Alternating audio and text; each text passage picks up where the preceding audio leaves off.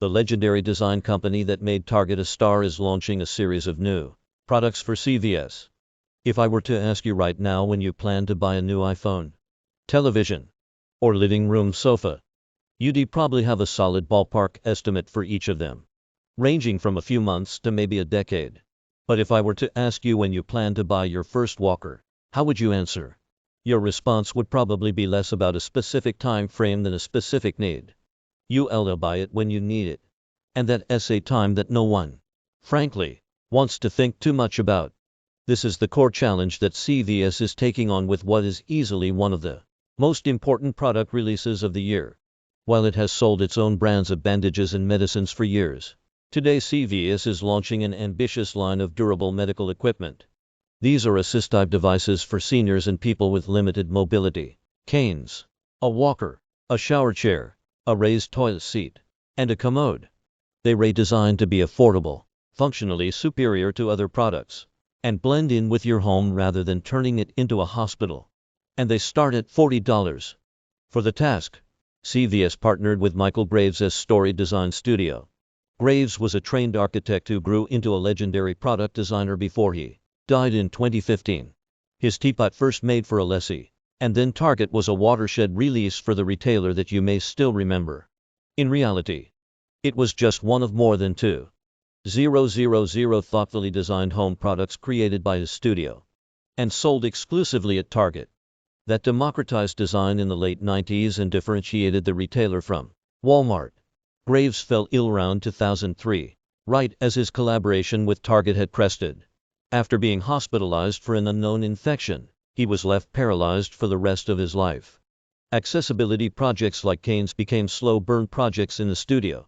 And despite having a few interested clients to release these products over the years, for one reason or another, they never made it to the finish line, says Rob Van Varick, principal and 19-year veteran at Michael Graves Architecture Design.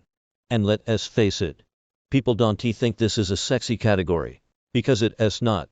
Those fortunes changed for years ago, when Lord arrived at CVS and the company considered its products for the aging population. Teamed together, CVS and MGAD conducted deep research, from polling to going into customer homes, to understand where durable medical equipment products were falling short. Was there a business opportunity? Certainly. But as AVP at a healthcare company, Lord also felt a personal responsibility to push this space forward and supply better options for the public. So right now, we were hearing from our customers that they were trying really hard to not buy these products. That can lead to waiting too long before buying the products, Lord says. We'd like to get customers into products that feel better, and we hope we can improve their lives by preventing those falls in the first place. That meant CVS had to address the elephant in the room about accessible products, that they often make people self-conscious. I wish we didn't have to use the word stigma. That's what we were working hard to move away from, but there was quite a bit of shame, concern, and anxiety. Lord says, while we can erase a lot of the challenges for this population, this was not the mindset we wanted our customer to be in. That stigma, however, isn't just about someone needing a device to get by. As Van Varick points out, humans are tool users by nature. And we have all sorts of tools we use each day: glasses, shoes, computers. Nobody makes fun of people for using a spatula, because they can reach into a burning hot pan, Van Varick says. No, this particular product category is so stigmatizing largely because it is built cheaply, and without much thought to its design. Hospital utilitarianism becomes the design language for objects that live in our homes. They signify sickness rather than creating an environment to enjoy life and stay strong. The reality is, you look at these. They are made from blow-molded plastic, which gives it that milk jug feel, Van Varick says of the products we are all accustomed to seeing. It's the stuff kids' outdoor play sets are made out of. It's low cost to manufacture, but then it looks like you have a milk jug on your toilet. By contrast, the new line at CVS has considered fit and finish right alongside improved functionality. Nowhere is this more clear than with its new 3-in-1 comfort commode, which was built with a high bar to be Pinterest-worthy. Most commodes are essentially a metal walker retrofitted with a bench and a bucket. Because they were made to use when you can make it to the bathroom, they naturally live in someone's bedroom or living room. So this new commode is built like a chair, complete with foldable armrests in the back. There's even a lid that closes the commode on top so that it can function as a seat for company or if the user just needs a place to sit.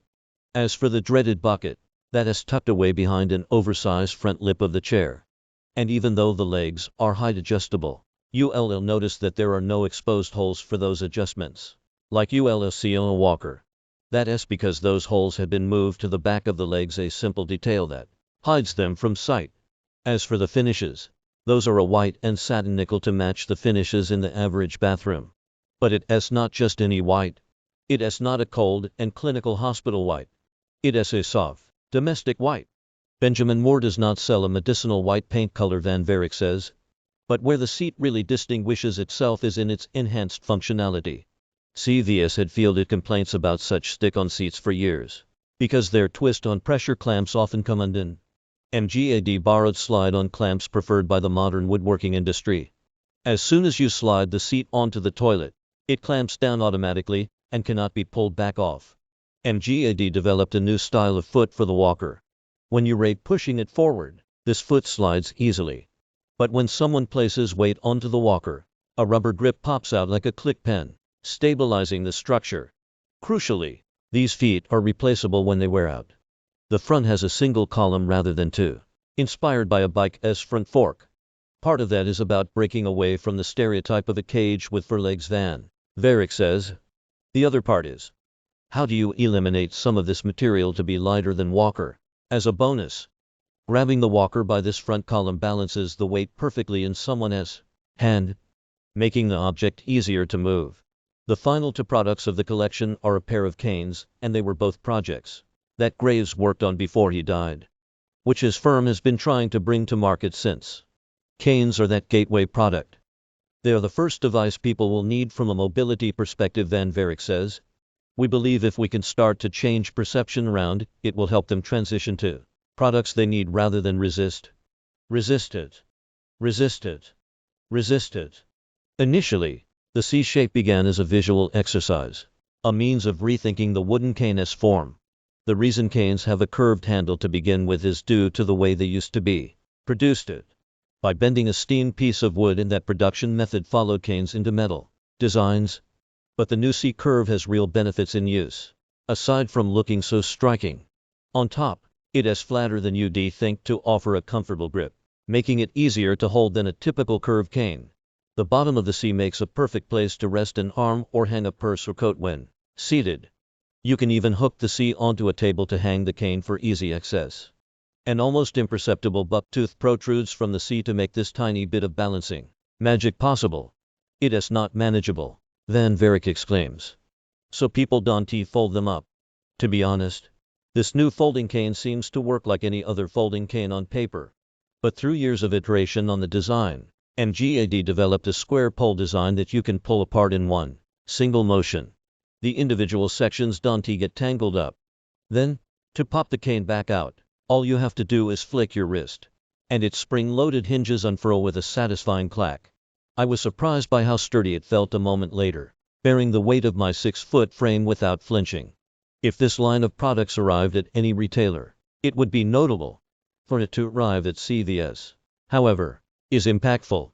That is because no matter your background or socioeconomic status, you probably end up at a pharmacy from time to time. And there is a good chance that pharmacy is CVS.